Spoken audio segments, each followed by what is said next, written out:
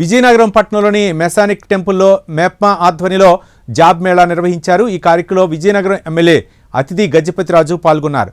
Job మేళాలో జిల్లా వ్యాప్తంగా వచ్చిన 2200 మంది నిరుద్యోగులు హాజరయ్యారు। వివిధ కంపెనీలు కల్పించిన ఉద్యోగ అవకాశాలను సద్వినియోగం చేసుకోవాలని ఎమ్మెల్యే అతిథి గజపతిరాజు కోరారు।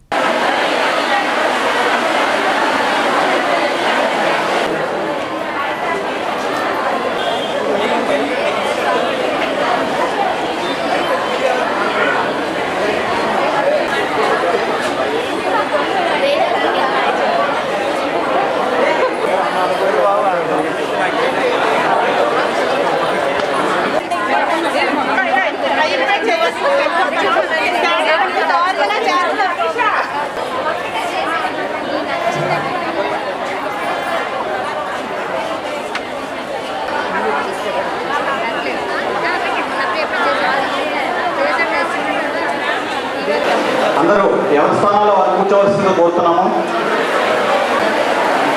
ఐవీపీ రాజు గారు తర్వాత అందరూ డిసిప్లిన్గా ఉంటే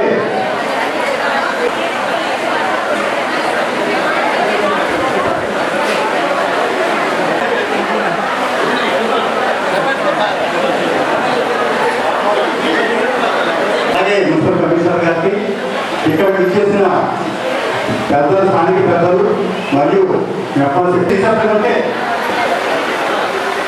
దయచేసి నిశ్శబ్దం ఉంటే మనం కార్యక్రమాన్ని ప్రారంభించవచ్చు।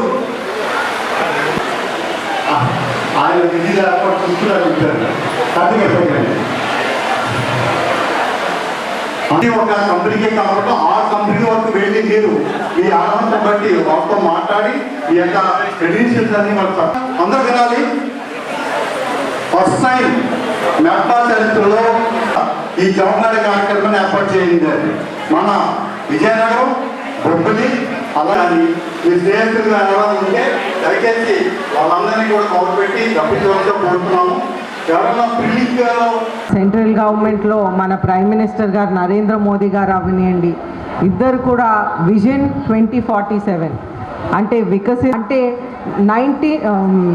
విజన్ 2047 ఏంటంటే 100 years భారతదేశం ఇండిపెండెన్స్ పూర్తి చేసిన సమయంలో వరకు మనకి అందరికీ కూడా పేదరిక నిర్మూలన అనేది మన భారతదేశంలో ఉండాలి, అందరికీ ఉద్యోగ అవకాశాలు ఉండాలి, ఎంటర్ప్రెన్యూర్షిప్ అయినా ఉండాలి।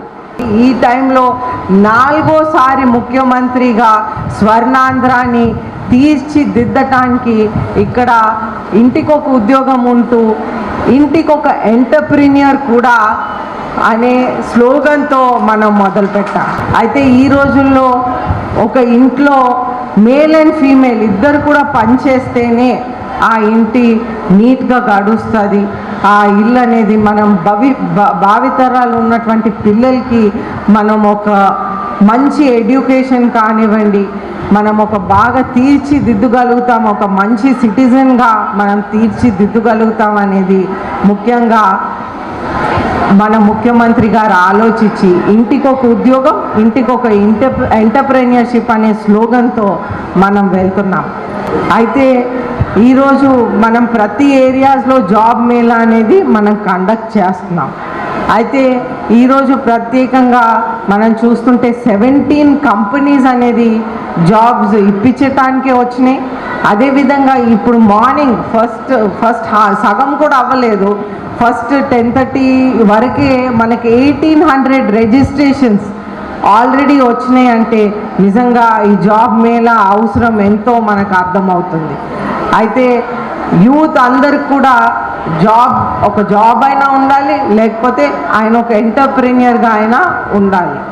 అయితే ఈ విధంగా మనం మన స్టేట్ని తీర్చిదిద్దుతాం। ఎప్పుడైతే అందరికీ ఒక ఉద్యోగ అవకాశాలు ఉంటాయో పేదరిక నిర్మూలన అనేది ఆటోమేటిక్గా జరిగిపోతుంది। మీరందరూ కూడా వచ్చిన జాబ్స్ తీసుకొని ఎక్స్పీరియన్స్ అయ్యాక ఇంకా మంచి జాబ్స్కి వెళ్ళాలని కోరుకుంటూ మీ అందరికీ ఆల్ ద బెస్ట్ చెప్తూ సెలవు తీసుకుంటాను।